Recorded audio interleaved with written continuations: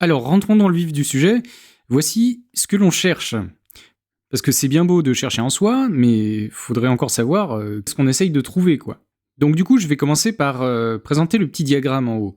C'est une notion qui est super importante, qui est vraiment essentielle et centrale dans ma théorie. C'est que ce que l'on cherche, ça va être principalement à distinguer l'inné de l'acquis en soi.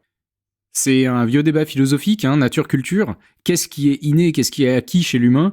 Et plus on se renseigne sur cette thématique, plus on arrive à la conclusion que chez Homo sapiens, quasiment tout est culturel. Et finalement, la nature n'est presque rien. Et on se forge les uns les autres, et on est vraiment... c'est pour ça qu'on est une espèce, un animal social, quoi. Néanmoins, je crois qu'il y a une petite part de nous qui est innée. Alors évidemment, on peut aller chercher du côté de la génétique et trouver des caractéristiques qui sont de l'ordre des réflexes, des fonctions biologiques, etc.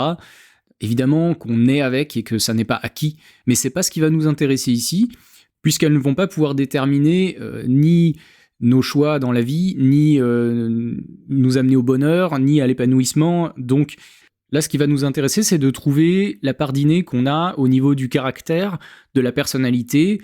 Qu'est-ce qui fait que je suis moi et que je ne suis pas quelqu'un d'autre ?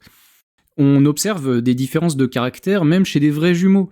Je ne m'intéresse pas tant que ça à la cause de cette explication, on va pas essayer de comprendre pourquoi on est différents les uns des autres, mais on va plutôt essayer de trouver qu'est-ce qui me distingue des autres, et de le ranger dans des petites cases.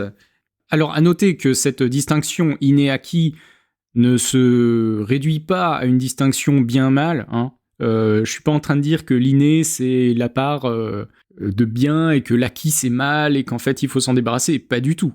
L'acquis fait vraiment partie de qui l'on est, nous influence énormément et est profondément une part de qui l'on est aujourd'hui. Mais si vous étiez né à une autre époque, à un autre endroit, qu'est-ce qui serait quand même identique chez vous ? Je pars du principe qu'on a une part d'inné. Et on va la chercher. C'est tout le fondement de cette méthodologie d'introspection. Et en termes de vocabulaire, je l'appelle la forme. Et on verra plus tard pourquoi. Tout ce que je vous présente maintenant sert de table des matières, en quelque sorte, et vous inquiétez pas, on va revenir sur chacune de ces notions en détail. Donc si on passe sur le schéma du dessous, on voit dans la partie de gauche que plus on va vers le bas, plus on descend dans le subconscient.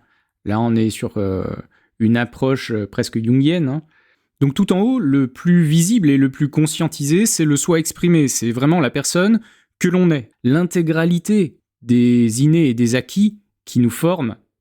Mais si on creuse un peu le caractère et la personnalité de chacun, je propose le découpage en facettes thématiques et moyens.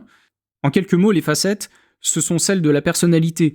Celles qui vont faire qui l'on est et comment on réagit et qui sont à l'origine de nos sentiments.